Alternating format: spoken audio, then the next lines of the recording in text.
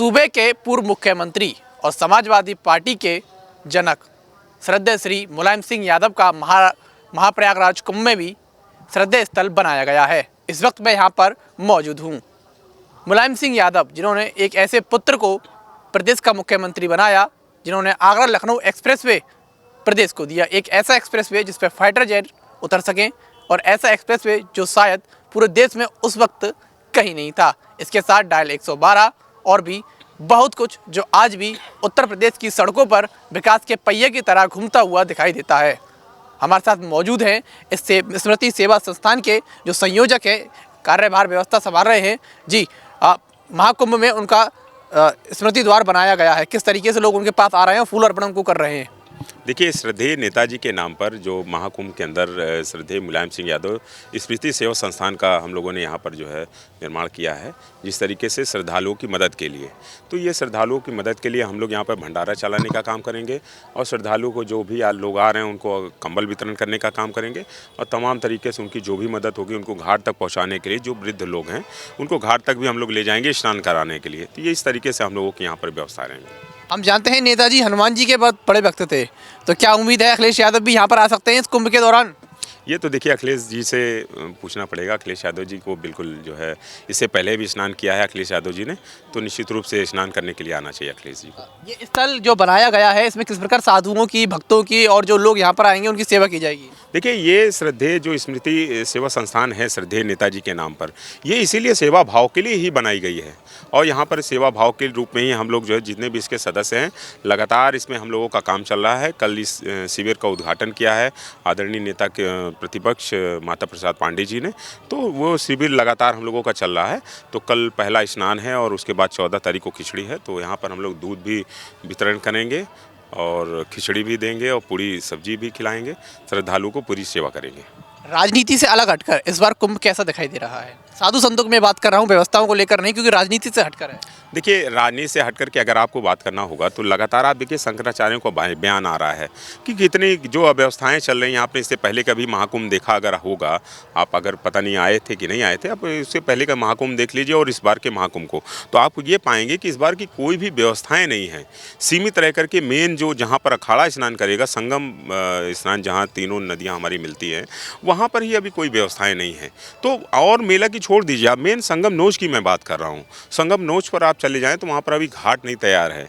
अभी वहाँ पर उसके बगल में झूसी के संगम लोअर से जब झूसी की तरफ आप जाएंगे वहाँ पर तार नहीं बिछे हुए हैं, तो नलों में पानी नहीं आ रहा है। जहाँ पर कल्पवासी हैं उनको बहुत सी समस्याओं का सामना करना पड़ा है। तो ये तमाम तरीके की जो समस्याएँ हैं उन कल्पवासियों को दिक्कत ना हो, तो जो हम लोग का प्रयास है उस प्रयास के माध्यम से हम चाहते हैं कि उनकी मदद हम कर पाएँ। राजनीति की बात कर दी है तो मैं मुख्यमंत्री का भी जिक्र कर लेता हूँ।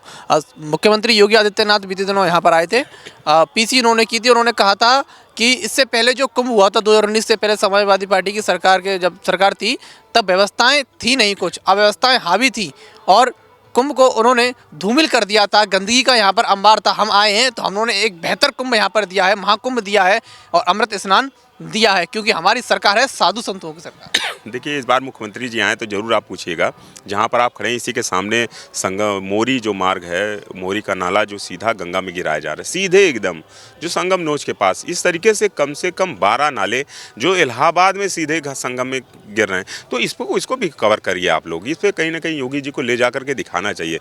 अभी उनको कहीं ना कहीं भ्रमण करना चाहिए, नालों को कम से कम जा करके देखना चाहिए। हो सकता है, मैं तो बड़े संत महात्माओं से भी ये कहूँगा कि अभी अगर कोई दूसरी सरकार होती, समाजवादी पार्टी की सरकार होती, तो ज़रूर इस पर उंगलियां उठती, लोग धरने पर बैठते, लेकिन आज कोई नहीं बोल रहा है। तो इस पर कहीं ना कहीं सवाल उठाना चाहिए, लोगों को बोलना चाहिए। और जो आप लोग जो हमारे देश के जो चौथे स्तंभ हैं, आपको भी कहीं ना कहीं जा करके दिखाना चाहिए कि किस तरीके से नाले सीधे गंगा में गिर रहे हैं। तो जहां हज़ारों करोड़ रुपए गंगा सफाई के नाम पर ये भारतीय जनता पार्टी के लोग खा गए, कहाँ पर ले गए, और हज़ारों करोड़ रुपए का घोटाला इस महाकुंभ में किया जा रहा है। चकट प्लेटें नहीं हैं, लाइटें नहीं हैं, लोगों के नल तो सामने आपको दिख जाएंगे, उसमें पानी नहीं आ रहा है। अभी एक संत महात्मा का फ़ोन आया था मेरे पास कि संदीप बाबू अगर कोई व्यवस्था हो जाए तो मेरे यहाँ कनेक्शन आप करा दो। तो वो कहीं ना कहीं लोगों की व्यवस्थाएं नहीं मिल पा रही हैं। बड़े बड़े महात्माओं को, अखाड़ों को छोड़ करके मुझे नहीं लगता कि कोई अखाड़े भी खुश नहीं हैं, कोई भी अखाड़ा नहीं खुश है। अगर आप अकेले में बात करेंगे तो कोई नहीं खुश है। ये तो आपने किया खड़ों की बात, लेकिन स्वर्गीय जो मुलायम सिंह यादव का जहाँ श्रद्धेय स्थल बनाया गया है, इसके लिए ज़मीन आपको आसानी से मिल गई या इसमें भी कस्बा आपको करनी पड़ी? क्योंकि काफ़ी कम ज़मीन जरूर मैं देख रहा हूँ अपनी नज़रों से। देखिए, कम ज़मीन है ये ज़मीन हम लोगों को, मैं तो कह रहा हूँ ना, श्रद्धेय नेताजी का नाम देखते ही कोई करने को तैयार ही नहीं है कि ज़मीन हमें दे दे। तो ये सवाल नहीं है कि ये देखिए कोई भी व्यक्ति मेले में, मेला देखिए किसी एक व्यक्ति का रजिस्ट्री नहीं है, कोई भी व्यक्ति आकर के मेले में मदद कर सकता है, लेकिन मेले में मदद करने के लिए एक स्थान की आपको ज़रूरत होती है। जाहिर सी बात है, हम श्रद्धेय नेताजी हमारे आदर्श हैं, उनके बताए और दिखाए हुए मार्ग पर हम लोग चल रहे हैं और नेताजी ने जो रास्ता हम लोगों को दिखाया है उसी रास्ते पर हम लोग कहीं ना गरीब मजलूमों की हम लोग मदद करेंगे यहाँ पर। तो ये कहीं ना कहीं बड़ी समस्याओं का सामना करना पड़ा और उसके बाद कहीं ना कहीं ये ज़मीन हम लोगों को मिल पाई।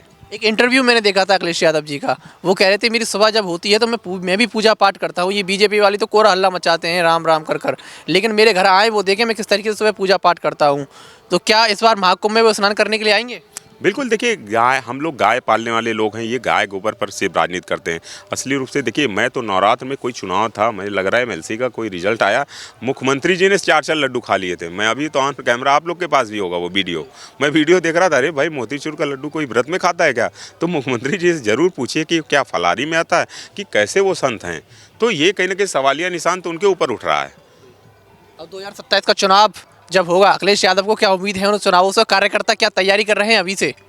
देखिए, समाजवादी पार्टी की तैयारी पूरी तरीके से है। इससे पहले भी आपने देखा जो रिजल्ट समाजवादी पार्टी अभी लोकसभा के चुनाव में आपने देखा होगा कि पूरे प्रदेश में जिस तरीके से लोगों का जो उत्साह था, जिस तरीके से सीटें आई, भारतीय जनता पार्टी जिस तरीके से बेईमानी पर एकदम उतर आई और जिस तरीके से ज़मीनी लेवल पर हमारे वोटरों को रोका गया, गोलियां तक चलाई गई, आपने किसने नहीं देखा, सारे मीडिया चैनलों पर हमने देखा कि किस तरीके से बंदूक की नोक पर लोगों को रोका गया।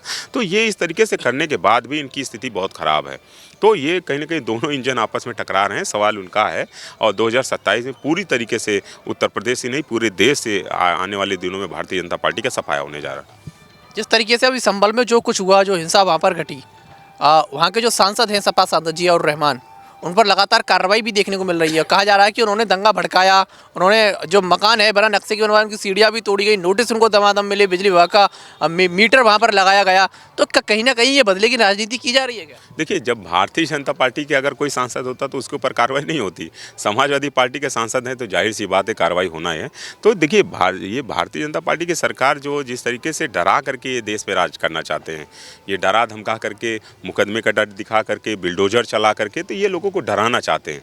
ये देश की ये हमारा देश जो है संविधान से चलने वाला है, ना कि संघीय मानसिकता से चलने वाला है। ये कहीं ना कहीं मुख्यमंत्री जी को समझना पड़ेगा। चलिए, बहुत बहुत धन्यवाद आपका। तो ये थे हम श्रद्धेय मुलायम सिंह यादव के स्मृति सेवा संस्थान में, जहाँ पर साधु संतों की जो यहाँ पर धार्मिक यात्रा कर रहे हैं लोग, जो साधु संत आ रहे हैं, श्रद्धालु आ रहे हैं, उनकी सेवा यहाँ पर की जाएगी। साथ ही राजनीति को लेकर भी यहाँ पर बातचीत हुई, जिन्होंने कहा कि बदले की राजनीति से हमें ज़मीन यहाँ पर बहुत कम अलॉट की गई, क्योंकि समाजवादी पार्टी जो है वो पूर्व में सरकार में यहाँ पर रही थी। इसके अलावा इन्होंने ये भी कहा कि जब पूर्व हमारे समय में जब यहाँ पर कुंभ आयोजित हुआ था तो बेहतर व्यवस्थाएं थी, इस बार व्यवस्थाएं उतनी अच्छी नहीं हैं और पैसे का घोटाला किया गया। खैर, बार पलटवार तो राजनीति में चलते रहते हैं, लेकिन श्रद्धालुओं की संख्या कुंभ में बढ़ती जा रही है और अनुमान के मुताबिक करोड़ों श्रद्धालु इस समय महाकुंभ प्रयागराज आ रहे हैं। अपने सहयोगी गोपाल जग्गा के साथ अनुज भारद्वाज।